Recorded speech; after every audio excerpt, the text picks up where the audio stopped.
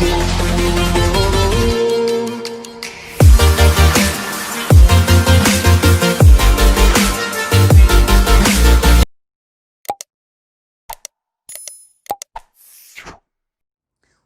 To Rohit Yadav civil. एक बार फिर से मैं आप सभी का स्वागत करता हूं आपके ही अपने चैनल में। आज की जो मेरी वीडियो का मुद्दा होगा वो यही था, अगर आप में से कोई भी अगर अभी भी आर अगौर, गुप्ता एंड गुप्ता और खुरमी अगर लगा रहा है तो वो अब सही नहीं है किसी भी एसएससी जेई यानी कि ऑनलाइन टीसीएस पैटर्न के हिसाब से। जितनी भी वैकेंसी, जितनी भी भर्ती अभी भरी जानी है और अगर वो टीसीएस पेपर कंडक्ट करा रहा है तो वो बिल्कुल भी सही नहीं होगा अगर आप इन क्वेश्चंस को करके रटना चाहें या इनसे सोचें कि इसी तरह के क्वेश्चंस आते हैं तो आप अलग मायनों में गलत ठहराए जाएंगे। और अगर आप प्रीवियस ईयर क्वेश्चंस करते हैं तो वो भी सही नहीं है, क्योंकि कहीं ना कहीं पैटर्न बहुत अलग हो चुका है। यहां पे हर साल नई तरीके से क्वेश्चन आने लगा है। और जो मैंने इससे पहले वीडियो बनाई थी कि एसएससी जेई के टेक्निकल पैटर्न को पहचाने, तो उसका मुद्दा मैं आगे कंटिन्यू कर रहा हूं, जिसके अंदर आर अगौर, गुप्ता एंड गुप्ता, खुरमी फेल हैं। एक एक करके मैं इन सबके बारे में आपको बताता हूं।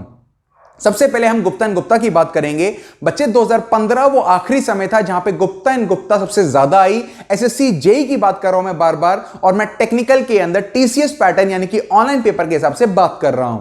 तो अगर मैं 2015 की बात करूं तो हो सकता है मैं हूं बनाने वाला पेपर, एक ये बंदा पेपर बनाता है, एक ये बंदा पेपर बनाता है और एक ये बंदा पेपर बनाता है। मेरे को टेक्निकल के अंदर कहीं ना कहीं हर चीज से क्वेश्चन बनाने का मन है, यानी कि मेरे को न्यूमेरिकल पोर्शन भी बनाने का मन करता है, तो मैं भी एक पेपर बनाता हूं।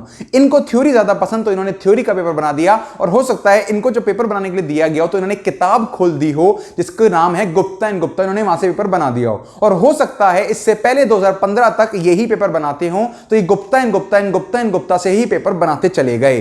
वो आलम था कि ऐसे लोगों में फेमस हो गई धीरे धीरे कि एसएससी के अंदर गुप्ता एंड गुप्ता से पेपर आता है। मगर 2016 के अंदर जब इन भैया को ठेका मिला तो जब इन्होंने पेपर बनाया तो इन्होंने आर अगौर से बना के हटा दिया। यानी कि अगर मैं इसके बाद बात करता हूं तो अब असल मायनों में आईआईटीज, टीसीएस का जो बंदा है वो इनके अंदर कहीं ना कहीं आईआईटीज को अब ये मौका मिलता है पेपर बनाने का, यानी कि एक अच्छी यूनिवर्सिटी को, एनआईटीज को, जो आपका पेपर बनाता है। तभी आपने देखा होगा इतना ज्यादा वेरिएशन है, कहीं ना कहीं इतना ज्यादा वेरिएशन है इनके लोगों में कि ये आपका टेक्निकल के अंदर यानी कि एक डिप्लोमा धारक के लिए या एक बीटेक वाले के लिए जो पेपर बनाते हैं बाकी पेपरों से टफ बनाते हैं। यहां तक कि आज की डेट में एसएससी जेई का जो पेपर है वो ए लेवल से भी ऊपर है। मगर मैं फिर से लेके जाऊंगा गुप्ता एंड गुप्ता पे। बेटा गुप्ता एंड गुप्ता क्यों नहीं करनी, उसका सबसे पहला रीजन है ये बुक आपकी 2000 में आखिरी बार पब्लिश हुई थी, उसके बाद रीप्रिंट हो रही है। यानी कि एडिशन जो है उसके अंदर वेरिएशन नहीं आ रहा। 2000 तक के बाद जितनी चलनी थी वो चल गई। अगर आप प्रैक्टिस करना चाहते हैं गुप्ता एंड गुप्ता से तो आप जरूर कर सकते हैं, मगर मेक श्योर अगर आप 456 का यानी कि आरसीसी के क्वेश्चन लगाते हैं तो वहां पे 456 का 2000 के हिसाब से क्वेश्चन नहीं मिलेगा, आपको 1978 के हिसाब से क्वेश्चन मिलेगा। यानी कि उस बुक के अंदर जो भी डाटा, जो भी क्वेश्चन वहां पे दिया गया है वो एक पुराने पेपर के हिसाब से यानी कि पुरानी बुकों के हिसाब से यानी पुराने समय के हिसाब से 1995 से लेकर 2000 तक के बीच के हिसाब से ही वहां पे पेपर बना है। और उसके बाद जैसे ही वहां पे कोड बदला हमारा आईएएस 456 का, आरसीसी का, तो उसके अंदर उसके कोई क्वेश्चंस मौजूद नहीं हैं। तो अगर आप क्वेश्चन करते हैं तो एक बार प्रैक्टिस जरूर कीजिएगा, बस अगर करना चाहते हैं तो, नहीं तो सीधा अपने कॉन्सेप्ट पे जाइए और नए क्वेश्चन के लिए बस ये याद रखिए आप सब कुछ पढ़ के जाएं, तभी आपका काम आसान होगा एक बार के अंदर। दूसरी चीज, इस बुक के अंदर कुछ और भी गलतियां हैं जिसके अंदर कुछ क्वेश्चंस के अंदर वेरिएशन जरूर है, वो मिस प्रिंटिंग का नाम कहलाएगा, मगर इतनी ज्यादा नहीं है। कोई क्वेश्चंस में बहुत अच्छे भी हैं जो कभी कभार पेपर में जरूर दिखते भी हैं, मगर किसी एक पेपर के अंदर अगर 100 नंबर का मैं टेक्निकल मानूं और अगर उसके अंदर मैं गुप्ता एंड गुप्ता करता हूं तो मात्र आपको वहां से 2 या 3 क्वेश्चन ही अभी भी देखने को मिल सकते हैं, वो भी तुक्के में, वो किस्मत के ऊपर है बस। ठीक बात। अगर आप इसकी जगह पे अगर लगाते हैं आर अगौर के अंदर हर सब्जेक्ट के इतने ज्यादा क्वेश्चंस हैं जिसके बारे में आप ये जान के आपको अचंभा होगा, आपको विश्वास नहीं होगा कि इसका भी थोड़ा पैटर्न पुराने हिसाब से जाता है। यानी कि इसने भी जो एडिशन बदला तो उसमें ज्यादा बदलाव नहीं किए। अगर मैं आपको लेके दूं 1998 की किताब या 2000 सन की किताब या 2018-2020 की किताब, तो आप इसमें ज्यादा फर्क नहीं पाएंगे, ना क्वेश्चंस में ना आंसर में। यानी कि इस किताब के अंदर भी आंसर्स बहुत अलग हैं। यहां पे ABCDE तक भी आपके ऑप्शंस उपलब्ध हैं। मगर जिस समय पे आया था वो आके जा चुका, वो एक दौर था, मगर अब जमाना है तो जमाना आपका होगा अगर आप इस चीजों को जान जाएं।